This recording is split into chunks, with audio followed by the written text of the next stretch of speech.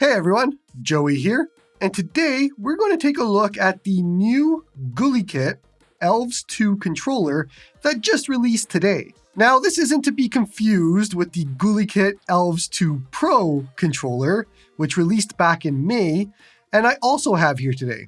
But we're going to be focusing more on the Elves 2 today, since it's new. So the non-Pro, that's today. Now, both of these controllers actually share a lot of the same things, but there are some key differences. And when we look at these super cool Sega Genesis controllers, the key differences actually matter. The biggest difference is the new Elves 2 is fully compatible with the Switch 2, and it is the first third-party controller in the world to have the ability to wake the Switch 2 up from sleep mode right out of the box. Surprisingly, the Elves 2 Pro can only wake up the Switch 1, not the Switch 2. So that, again, is a very key difference between the two. Let's take a very quick look at how the Switch 2 wake up works. With the Elves 2, in NS mode, you push the home button once, then hold the pairing button, head over to the Switch 2 controller section, and you pair it. Once it's paired, if you put the Switch 2 in sleep mode, then push the home button, it wakes up, as you would expect. This is pretty cool stuff to see from a third party so quickly. Now, there are a few other key differences between the two models. The Elves 2 Pro comes in a nice Saturn-style color and black, whereas the Elves 2 comes in black and a pink only. The Elves 2 has less levels of rumble, and it is a different type of rumble. It doesn't have the directional mode switch for the D-pad, and that's basically where you can swap between 8-direction mode and 4-direction mode on the Pro. The 6-axis gyro only works on the Switch 1 and Switch 2, as opposed to the Pro, which works with PC, but it doesn't work with the Switch 2. So it's a trade-off. The Elves 2 does not have support for changing the thumbstick sensitivity, custom button layouts, and their macro function called APG. Now, interestingly enough, the Elves 2 has a polling rate of 730 Hz over Bluetooth, where the Elves 2 Pro is only at 170 Hz. I found that to be a bit of a weird difference between them, and I'm not sure why that is, but better polling rate is always better.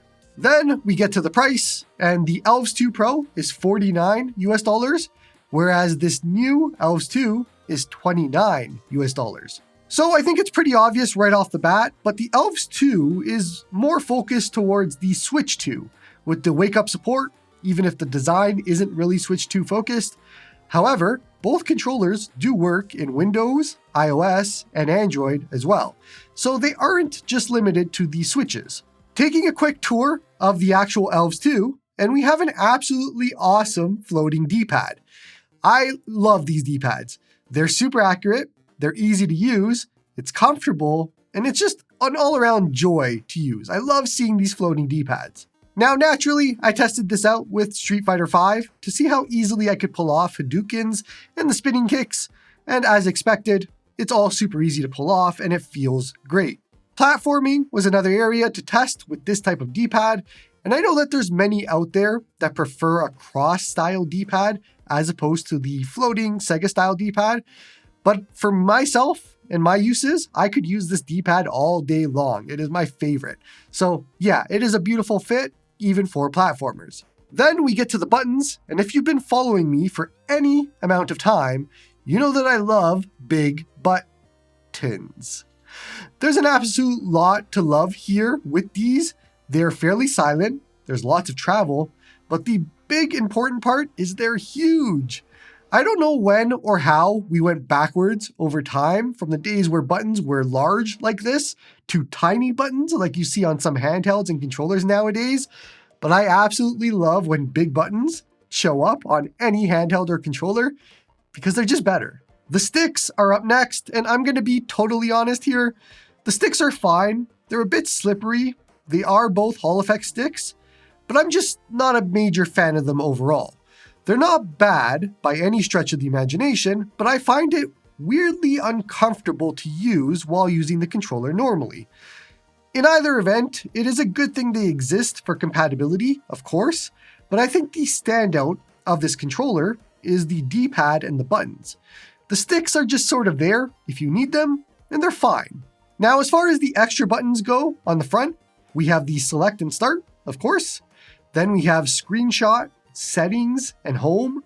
Settings can be used with other buttons to do certain things like adjust vibration and so on. The manual goes over all of these use cases if you need them. The Elves 2 Pro has an extra button, which is for APG recording. Essentially, you can record inputs and play them back using a hotkey. We talked about it earlier, but the Elves 2 does not have this. Then we have the pairing button, which exists on both models, of course. On the top, we have clicky shoulder buttons with the button presses registering no matter where you push down, and that's great. Then we have digital triggers, no analog here. Both the shoulders and triggers need a slight bit of force to push down. Nothing too crazy, but they are stiffer than I expected. There's also a USB-C charging port. On the back, we have a slider switch to go between PC, iOS, and NS mode, which is Nintendo Switch. And there's a little power off button in case you wanted to manually turn off the controller, but otherwise it does turn off after 15 minutes of no use. Just throwing this into the tour here, but I love that GuliKit includes cases for the controllers too in the box.